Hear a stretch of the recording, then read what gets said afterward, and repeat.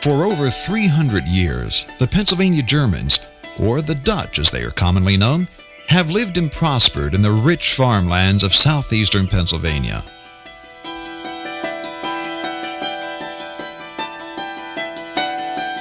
Society and technology have left their mark on their quiet way of life, but there is still a strong sense of cultural history here.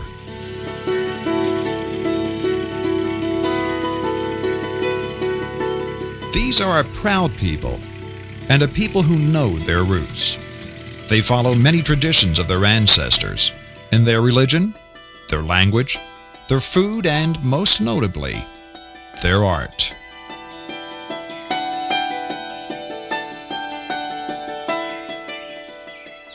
Originally from Rhineland Falls of present-day Germany, Switzerland, Alsace-Lorraine, and the Tyrolean section of Austria, the people now known as the Pennsylvania Dutch began coming to America as early as 1683.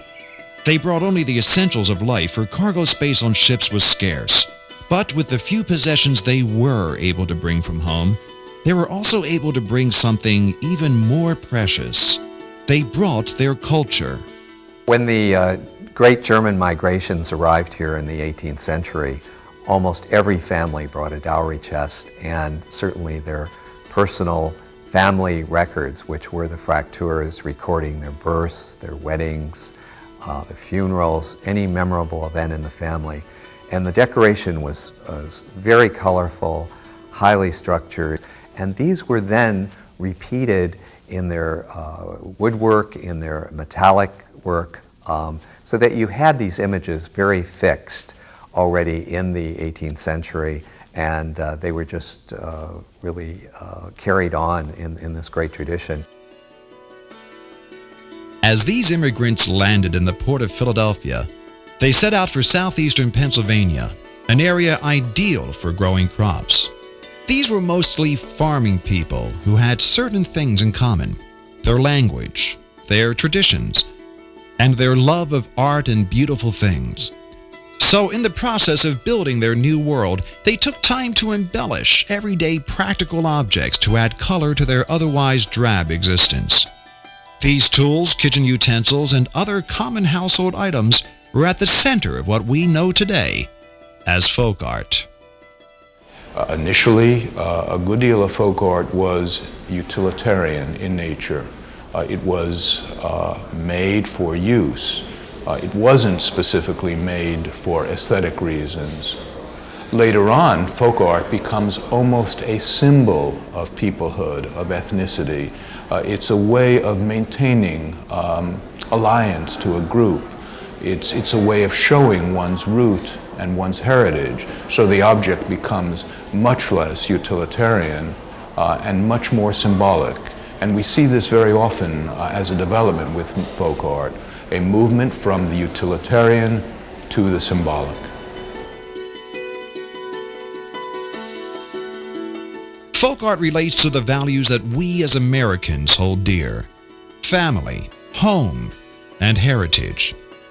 These new colonists were here not because they didn't love their homeland, but because they were looking for something better for their families. So as they began to build their lives in the rugged woods of this new world, they celebrated their unique heritage, but they expressed their old world culture in a new world environment, inspired by the natural beauty around them. Slowly, a totally new art form emerged, one unique to the Pennsylvania Germans. I think there's something endemic within the German soul, even in Germany today, to be relatively conservative in terms of their culture. And they don't like to see their culture rapidly change. And I think those Germans that immigrated to our society brought that endemic quality of preserving the culture. And if you take a look at all immigrants coming in, all immigrant cultures coming in, everyone, including the Germans or the later immigration groups from Italy or the Slovaks or the Czechs or the Russians, they carried their art forms with them.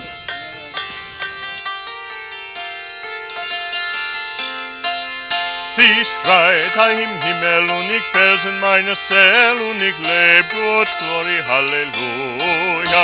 Sie schreit im Himmel und ich felsen meine Seele und ich leb gut, Glory, Halleluja. Ei Brede wollte mit uns gehen und ich leb gut, Glory, Halleluja.